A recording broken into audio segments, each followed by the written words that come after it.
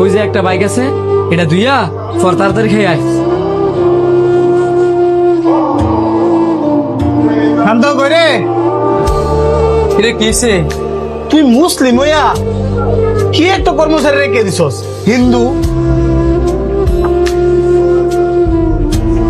কেরে হিন্দু কর্মচারী কি মুসলিমের দোকানরা নিষেধ নাকি? নিষেধ না হইলো তুই একটা মুসলমান কর্মচারী এনে রাখবি। আর হ্যাঁ যদি হিন্দু, হ্যাঁ হিন্দু কোনো জায়গায় কাজ করো, হ্যাঁ লইজা বিদুর্মী আল্লাহ খুদার কোনো ভয়ই থাকতো না এর ভিতরে। তোমার তো সুলিমুড়ি করে লাইলে পরে কি করবি? তুই কি কইতেছিস এসব?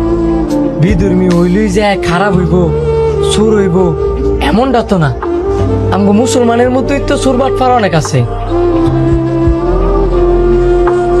দেখ, খারাপ ভালো সব ধর্মে আছে। আর হ্যাঁ অনেক ভালো, আবার অনেক পরিশ্রম করে, যে কারণে আমি আমার দোকানে রাখছি।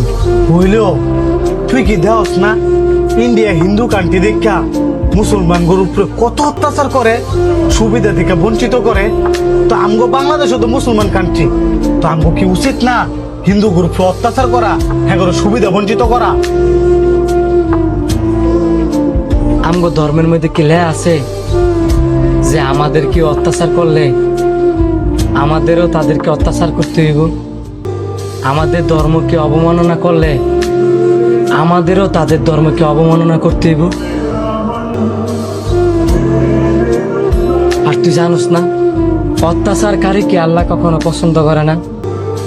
আর আমাদের ইসলাম ধর্ম হচ্ছে শান্তির ধর্ম। কই আমাদের নবীজি তো তাদেরকে অত্যাচার করে নাই, তাদেরকে বদদোয়া দেয় নাই, বরঞ্চ ইসলামের বাণী তাদের মধ্যে ছড়াই দিছে। কে মুসলিম, কে হিন্দু, কে খ্রিস্টান, এগুলা যাচাই বাছাই না কইরা সবাই একসাথে মিলামিশা চলাটাই উত্তম। কারণ কে কখন কার বিপদে কাজে আসে কেউ বলতে পারে না।